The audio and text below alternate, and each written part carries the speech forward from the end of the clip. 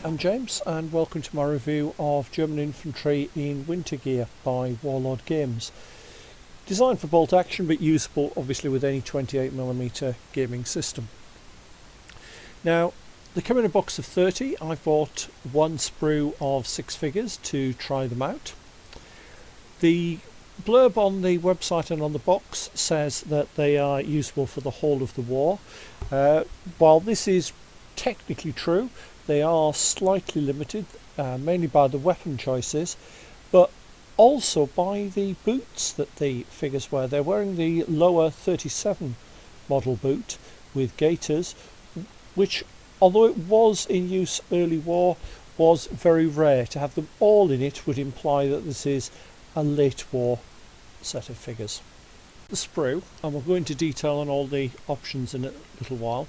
We've got 6 figures, all wearing the greatcoat.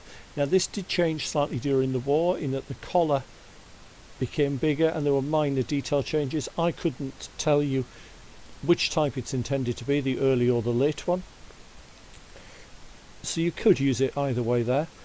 It is worth noting however that none of them seem to show the half belt that was worn at the back. Not a major issue, that's probably going to be covered up by the equipment that we put on the figure anyway, so I can live with that. Moving on to look at the heads, there's a good range of heads. We've got one with the officer's cap, we've got a number of peaked caps, one of which I particularly like the way that the flaps have been folded down to cover the ears. We have the earlier side cap, again with one that's been folded down to cover the ears. We have a couple of Russian style fur hats, and then we have a range of helmets, some with and some without covers. So there's plenty of options for head choices. Looking at the weapons then, we have 3 Kar 98K bolt action rifles which we used throughout the war. They're quite nice. We've got a pair of Gewehr 43s which came in 1943 rather predictably.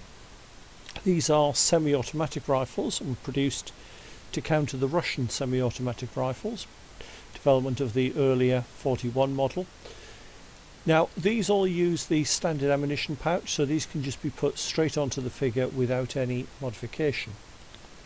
If however you're going to model the other weapons, like the 2 MP38 40s that we have, then you will need to cut off the ammunition pouches and then replace them with the correct type, because the Germans issued different magazine pouches for each type of weapon.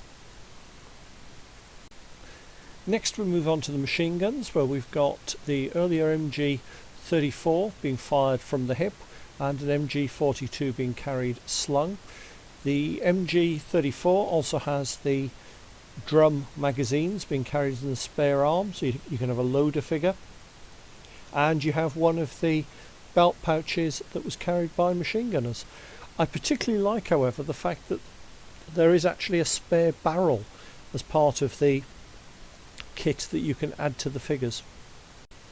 Pistol wise, we have the P08 Luger and the P38 Walther with the holster, which was common to the two weapons.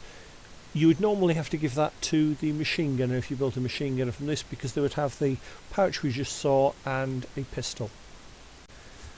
Next we have the German World War II gamers' absolute favourite weapon, the Strum Gearware 44. We've got a variety of options with this, including slung, being fired, and one with a separate magazine being reloaded, which I thought was quite a nice touch. The only thing to watch when you're building this is, again, they used a different ammunition pouch designed specifically for the Strum Gearware, but there's only 4 sets of them, whereas there are 5 weapons on the sprue, so you are limited to 4 from each sprue. Looking at the other bits of pieces we have a number of weapons. We have 3 sets of Panzerfausts, 1 in a firing position, 2 being carried under a left arm and 1 loose. There's also a few other bits and pieces such as a grenade throwing arm, There's a hand with a pair of binoculars, there's an arm carrying a 43 model anti-tank mine, so there's plenty of extras again that you can use to modify the figures.